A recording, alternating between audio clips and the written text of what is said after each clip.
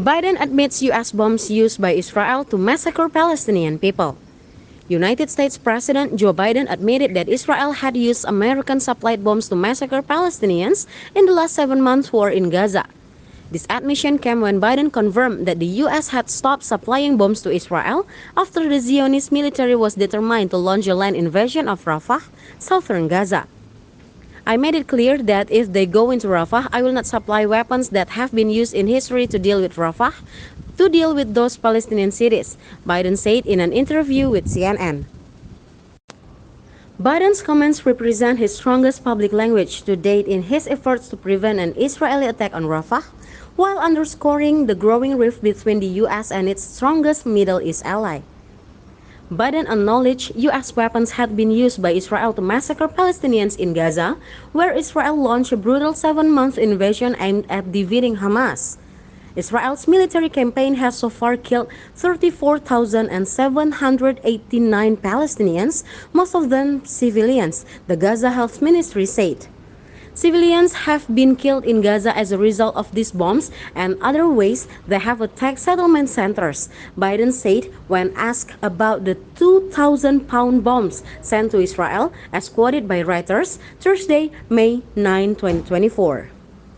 A senior U.S. official, speaking on condition of anonymity, said that Washington had carefully reviewed the shipment of weapons that might have been used in Rafah and as a result stopped the shipment of 1,800 2,000-pound bombs and 1,700 500-pound bombs.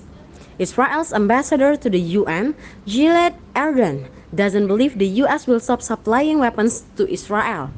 Israel this week attacked Rafah, where more than 1 million Palestinians have sought refuge. But Biden said he didn't consider Israel's attack a full-scale invasion because it didn't hit population centers.